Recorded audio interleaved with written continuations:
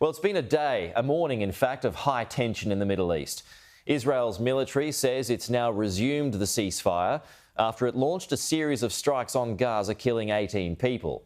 The IDF confirmed 2 soldiers were killed today after it accused Hamas of attacking its troops in Rafah city, beyond Israel's initial withdrawal lines. Donald Trump says there is no timeline for Hamas to disarm under the US brokered Gaza ceasefire deal. These are very violent people.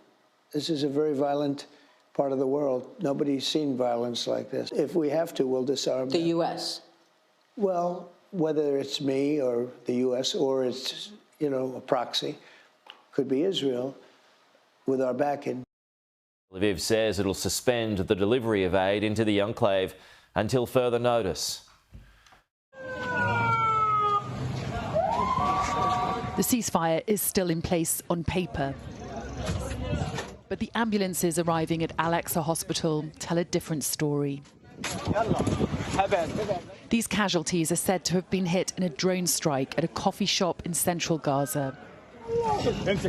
People were there to use the internet. At least 5 of them are now reportedly killed and many more injured.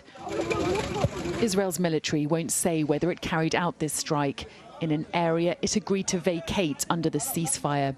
But officials confirmed hitting targets in the north and in the southern city of Rafah. Terrorists fired an anti-tank missile and gunfire towards our troops operating in the area of Rafah to dismantle terrorist infrastructure, all in accordance with the ceasefire agreement. Now, in response, the IDF began striking in the area to eliminate the threat.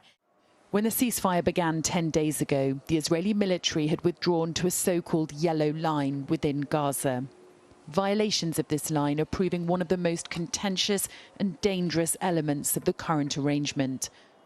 And Doctors Without Borders say the number of patients they're treating hasn't changed since the truce began. We have an official capacity of 110 beds, and we have been consistently close to 170 patients for the last few weeks. Now, this so-called yellow line, Caroline, at the moment it's a line on a military map. It's not clearly marked on the ground. How dangerous is this proving?